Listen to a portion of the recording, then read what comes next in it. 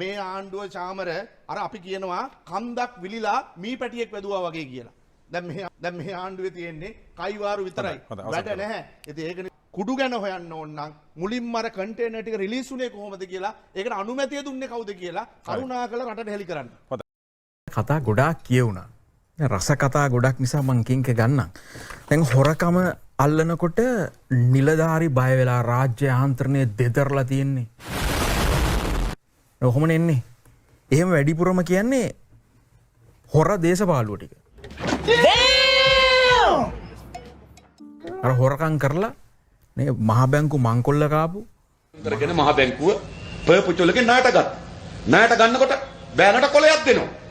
ඒ කොලේ ආපහු මාම සල්ලි දීලා ගන්න. දින 153ට ලාභය කෝටි 1120යි. යද්ද උලා කෑවා කියලා සිරිසේන ජනාධිපතිතුමා ඒ කාලේ කිව්වේ. මේගොල්ලෝ තමයි බය වෙලා ඉන්නේ.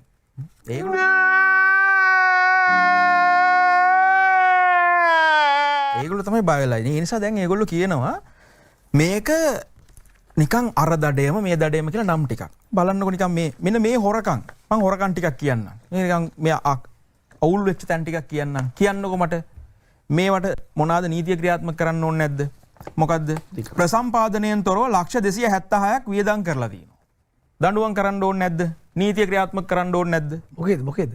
ඉන්න මං කියන්නේ. කොහෙද? ඉන්න කලබල වෙන්න එපා. මේ කියන එක අහගෙන ඉන්නකෝ. නෑ ඒකත් මං පස්සේ කියන්නම්. මේක අහගෙන ඉන්නකෝ ඉස්සෙල්ලා. Emotional damn it. මොකද රාජපක්ෂලට කාලා බලලා මිනිස්සු තීරණය කරන්න බෑ.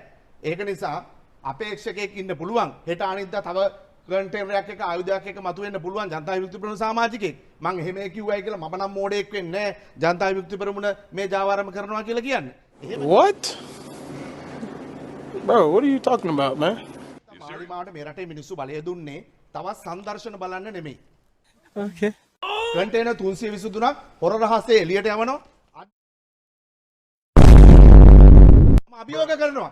හෙට අනිද්දා තව කන්ටේනර් ටිකක් හොයාගන්න ඉස්සෙල්ලා වහාම ප්‍රසිද්ධ කරන්න ඒ කන්ටේනර් 55 ලබා ගත්තේ කවුද? රිසීවර්ස්ලා කවුද? කාගේ අතරද මේවා පත්තුනේ? මිද්දිනිය ප්‍රදේශයේ අයිස් මත්ද්‍රව්‍ය නිපදවීමට අදාළව චෝදනා එල්ල වී සිටින සම්පත් මොනම්පේරි නැමැත්තාට සැඟව සිටීමට ආධාර උපකාර කළ අයෙකු පසුගියදා අත්අඩංගුවට ගැනුණා. ඔහු සතුව තිබී එම මත්ද්‍රව්‍ය බහලුම් නිදහස් කිරීමට අදාළ ලියකියවිලි සොයා ගැනීමටයි පොලිසිය සමත්ව ඇත්තේ. ඒ අදාළ පුද්ගලයාගේ කළුතර පිහිටි නිවසේදී තාලු sorry මේ කන්ටේනර් වලින් ගෙන ආපු හොර බෙහෙත් ජනතාවට ලබා දෙන්න පුළුවන්. ඒක නිසා මම කියන්නේ මේ ආණ්ඩුව චාමර අර අපි කියනවා කන්දක් විලිලා මී පැටියෙක් වැදුවා වගේ කියලා. දැන් මේ ආණ්ඩුවේ තියෙන්නේ කයිවාරු විතරයි. වැඩ නැහැ. ඉතින් ඒක නිසා මම කියනවා මේ ජනතා ප්‍රශ්න අමතක කරන්න සැබෑ ප්‍රශ්න හංගලා සංදර්ශන පෙන්නලා ඒවයි වගකීම විපක්ෂයේ කාගේ හරි පිටින් දාලා ඇඟ ගලවා ගන්න එපා.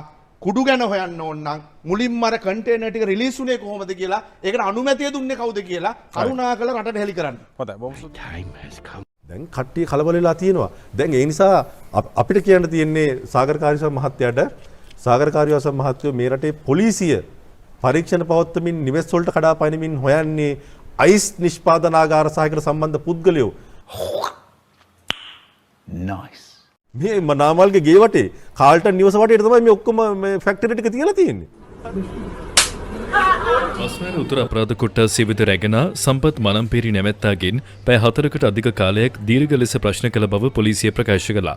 මිද්දෙනී ඉඩමක වළදමා තිබීදී සහ ඒ ආසන්නයේ තිබී සොයාගත් ද්‍රව්‍යවල මෙතම්පිටමින් හෙවත් අයිස් මත්ද්‍රව්‍ය අඩංගු බවට රජයේ රස පරීක්ෂකවරයා හා අන්තරාය කර ඖෂධ පාලක ජාතික මණ්ඩලය පසුගියදා තහවුරු කළා. දැන් කියනවා පන්නපු කන්ටේනර් 23 ඇතුළේලු.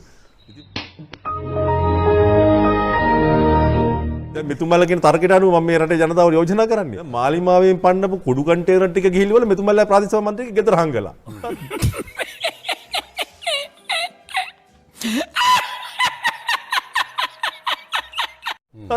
මාර තර්කයක් එක නේද? හරිම මේ සන්ධානයක් ඇතුළ ඇතුළේ තියලා තියෙනවානේ. ඒ නිසා දැන් ඔක්කොම වීඩියෝ ටික ඇවිල්ලානේ තියෙන්නේ සංජීව දැන් මේක ඔක්කොම පඩුපත් වෙලා තියෙන්නේ. දැන් මේ කෙහෙලි රමුකැල්ල ඇමතිවරු ඇතුළු මේ නඩයක් හොරු වෙලා දැන් මේ හිර යන පොලිමට යනවා. තාම සමාජිකත්ව ගැන කතාවකුත් නැහැ. චෝදනා ආවා විතරයි මේක එක පාටම සමාජිකත්වයට අහෝසි කළානේ. හරිද? දැන් ඒක ඒ ෆයින් හැමතැනකම ඉන්නේ පොහොට්ටුවේ අපේක්ෂකෙන් නම්, පොහොට්ටුවේ മന്ത്രിවරෙන් නම්, පොහොට්ටුවේ සංවිධායකෙන් නම් ඒකට පොලිසිය පලි නෑ සාගරකාරී සම්මහත්වෝ.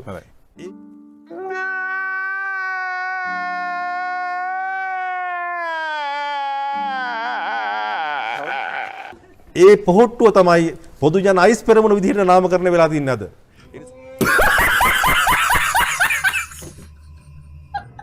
ඒ නිසා පොදු ජන පෙරමුණ නෙමෙයි පොදු ජන අයිස් පෙරමුණ විදිහට අද සමාජ මාධ්‍ය ඇතුළේ අර්ථකථන වෙන්නේ.